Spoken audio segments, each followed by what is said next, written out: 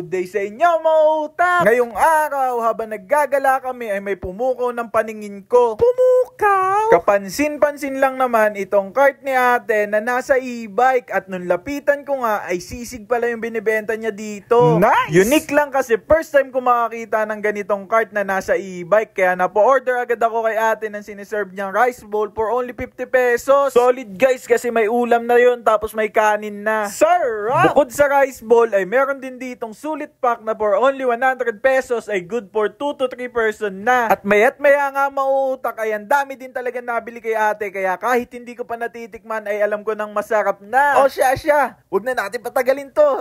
Titikman ko na din to. So good day sa inyo mga utak. Ngayong araw nandito tayo sa may barangay Langgam sa Petro Laguna kasi meron tayo na daanan bago sa paningin mga utak. Ayan o. Tingnan nyo yung cart ng sisig nila madam, nasa e-bike. Talagang bago to sa paningin ko. Kaya napadaan talaga ako dito. Tapos mukhang masarap yung sisig nila. Tikman natin. So guys, tikman natin yung sisig nila guys na rice bowl. Ayan o, 50 pesos lang to guys. Yan natin kalamansi. Ayan guys o, 50 pesos, ang daming laman o.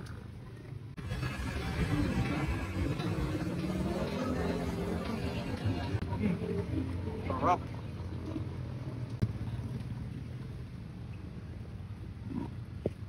Solid guys, may lasang matamis niya. Lasap na lasap mo yung creaminess niya. Double thumbs up sa usapan.